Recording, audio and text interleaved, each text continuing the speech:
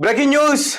ప్రముఖ యాంకర్ స్వేచ్ఛ గారు నిన్న రాత్రి 10 గంటల 30 నిమిషాలకి ఆత్మహత్య చేసుకోవడం చాలా కలకలం రేపుతుంది. ఎందుకంటే తెలంగాణలో ఆమె ఒక మంచి జర్నలిస్ట్ గా చాలా గుర్తింపు పొందారు.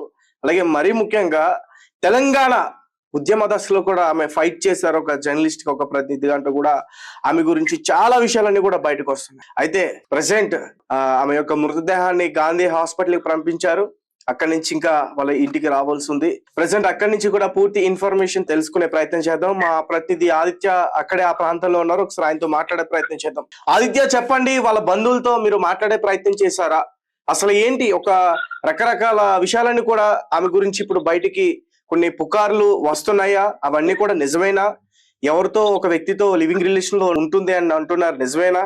ఏంటి వాటి గురించి ఏం చెప్తారు? ఇక్కడ పుకార్లు ఏం లేవు తేజ. క్లియర్ గా వాళ్ళ మదర్ అండ్ ఫాదర్ చెప్పింది ఒకటే. స్వేచ్ఛ గారు ఎవరైతే ఉన్నారో భర్తతో విడిపోయిన తర్వాత పూర్ణచంద్రరావు అనే వ్యక్తితో కలిసి ఉంటున్నారు. ఇప్పుడు కూడా కలిసే ఉంటున్నారు. అయితే అతను పెళ్లి ప్రస్తావన తీసుకొచ్చిన ప్రతిసారి దాన్ని దాటివేయడం, పెళ్లి చేసుకోవాలన్నా కూడా అసలు మొండికేసి చేసుకోవాలన్నట్టుగా బిహేవ్ చేయడం, ఆ కారణంగా వాళ్ళిద్దరి మధ్య టచ్ గొడవలు జరిగేవని చెప్పేసి వాళ్ళ ఫాదర్ చెప్తున్నారు.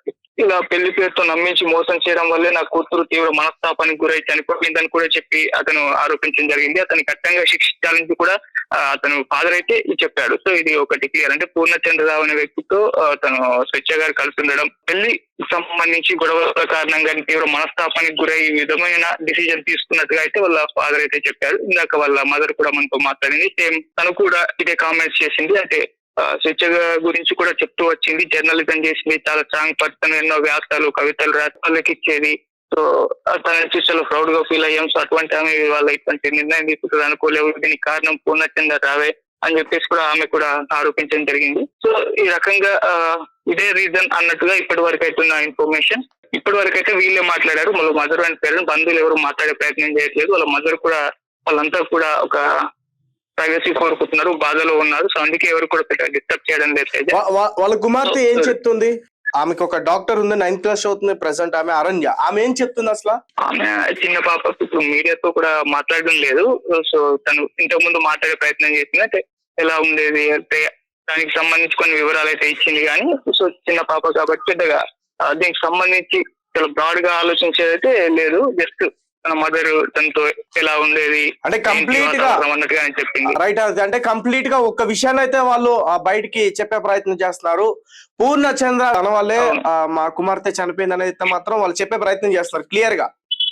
అవును క్లియర్. అంటే పెళ్లి చేసుకో అని చెప్పినప్పుడు అతను కాదు అని చెప్పేసి దాట వేస్తూ వచ్చాడు. సో ఆ రకంగా వాళ్ళ మధ్య గొడవలు స్టార్ట్ అయ్యాయి. అదే తీవ్ర మనస్తాపానికి గురైంది. ఆమె కూడా అంతకు ముందు ఫోన్ చేసి వాళ్ళ ఫాదర్ కి ఇలా వదిలేకపోతున్నాను ఇతనితో అని కూడా చెప్పినట్టుగా కూడా ఆయన చెప్పడం జరిగింది. సో ఆ రకంగా అదే కారణం అని చెప్పేసి ఇలా పేరెంట్స్ అయితే ఆరోపిస్తున్నారు తేజ. సో ఇప్పుడిప్పుడే వీళ్ళు బంధువులు కూడా వస్తున్నారు. ఇంకా గాంధీ హాస్పిటల్ నుంచి కూడా తీసుకొస్తున్నారు. వాళ్ళ ఇంటి వద్దకు బాడీని తీసుకొచ్చారా?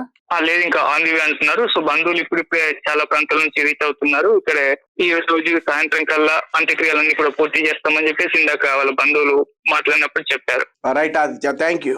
సో ప్రముఖ తెలంగాణ జర్నలిస్ట్ స్వేచ్ఛ గారు మరణించిన తర్వాత చాలా విషయాలన్నీ కూడా వెలుగులోకి రావడం మనం చూస్తా ఉన్నాం. ఎందుకంటే లీవింగ్ రిలేషన్ లో ఉన్న పూర్ణచంద్ర అనే వ్యక్తి పెళ్లి చేసుకోమంటే నిరాకరించాడు. సో ఏ విషయం కూడా పూర్తిగా చెప్పేందుకు ప్రయత్నించట్లేదు. సో దానివల్లే వాళ్ళిద్దరి మధ్య చాలా గొడవలు అయినాయి, విభేదాలు వచ్చాయి. సో అది జీర్ణించుకోలేక స్వేచ్ఛ ఆత్మహత్యకు పాల్పడి చనిపోయిందంటూ కూడా వాళ్ళ తండ్రి, అలాగే వాళ్ళ తల్లి, వాళ్ళ కుమార్తె కూడా ఆరోపణ చేస్తారు. ఇప్పుడు ఎవరైతే ఉన్నారో కుమార్తె అరణ్య 9th క్లాస్ అవుతుంది. ఆ అమ్మాయి ఇంతకు ముందు పెళ్ళైన భర్తకి సంబంధించిన కుమార్తె. సో దాదాపు 13 ఏళ్ల క్రితం ఆమెకు పెళ్ళయింది. గత 4 సంవత్సరాల నుంచి కూడా ఈ వ్యక్తితో ఆమె రిలేషన్ ఉందంటూ కూడా చెప్తున్నారు. అతనికి సంబంధించిన పోస్టులు కూడా మనం తన అకౌంట్ లో చూడొచ్చు.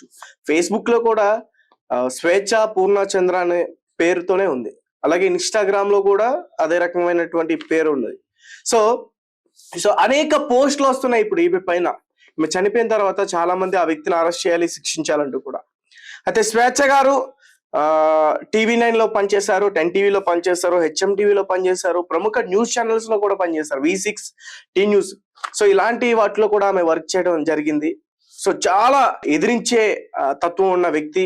ఏదున్నా సరే అడిగే ప్రయత్నం చేస్తారు.